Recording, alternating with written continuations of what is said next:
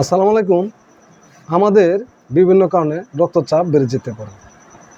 রক্তচাপ বেড়ে গেলে আমাদের অবশ্যই এই রক্তচাপ মাপার প্রয়োজন আছে এবং মাথায় যে কোনো সমস্যা দেখা দিলে আমরা ডাক্তারের শরণাপন্ন হলে আমাদের উপকার হবে। রক্তচাপ বৃদ্ধি পেলে অনেক সময় হার্টের সমস্যা হতে পারে। যুগান্তর পত্রিকার অনলাইন থেকে পাঠ করছি, রক্তচাপ কতটা বেড়ে গেলে হার্ট অ্যাটাক হতে পারে।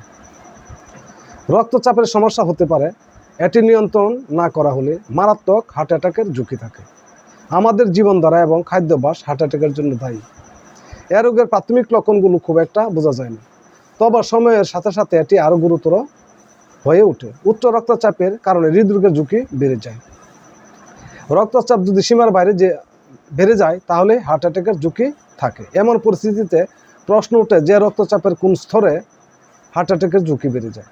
উচ্চ রক্তচাপ কি? প্রথমত, উচ্চ রক্তচাপ কখন হয় এবং এটি আসলে কী তা বোঝা গুরুত্বপূর্ণ। সহজ কথায়, এটি এমন একটি স্বাস্থ্যগত অবস্থা যেখানে রক্ত পাম্প করার জন্য হৃৎপিণ্ডকে স্বাভাবিকের চেয়ে বেশি চাপ প্রয়োগ করতে হয়। এর ফলে শিরাগুলির উপর চাপ উল্লেখযোগ্যভাবে বৃদ্ধি পায়, যার কারণে তাদের দেয়াল ক্ষতিগ্রস্ত হতে শুরু করে। গুরুতর ক্ষেত্রে শিরা ফেটে যেতে পারে, যা মারাত্মক হতে পারে।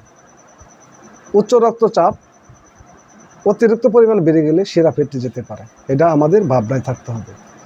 উচ্চ রক্তচাপের পরিসীমা কত? যদি শরীরে রক্তচাপের পরিসীমা 120/80 মিমি এইচজি হয় তবে তাকে স্বাভাবিক রক্তচাপ বলা হয়। কিন্তু যখন এই পরিসীমা সিস্টোলিক 130/139 এবং ডায়াস্টোলিক 80 থেকে 90 মিমি এইচজির মধ্যে পড়ে, তখন তাকে উচ্চ রক্তচাপের অবস্থা বলা হয়। রক্তচাপের কোন স্তরটি হৃদরোগের ঝুঁকি বাড়ায়? বিশেষজ্ঞদের মতে উচ্চ রক্তচাপের সমস্যা ও হার্ট অ্যাটাকের জন্য অনেকাংশ দায়ী। পরিসরের কথা বলতে গেলে, যদি রক্তচাপ 140/90 মিমি এইচজির উপরে পৌঁছায় তাহলে হার্ট অ্যাটাকের সম্ভাবনা বেড়ে যায়। এমন পরিস্থিতিতে আপনার অবিলম্বে আপনার ডাক্তারের সাথে পরামর্শ করা উচিত, যাতে অবস্থা গুরুতর না হয়।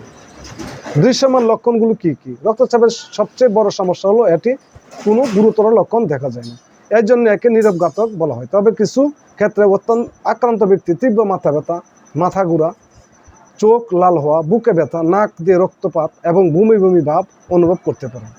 অতএব যদি আপনার রক্তচাপের সমস্যা থাকে তাহলে নিয়মিত আপনার রিডিং পরীক্ষা করে দেখুন এবং গুরুতর অবস্থার ক্ষেত্রে অবিলম্বে ডাক্তারের সাথে যোগাযোগ করুন।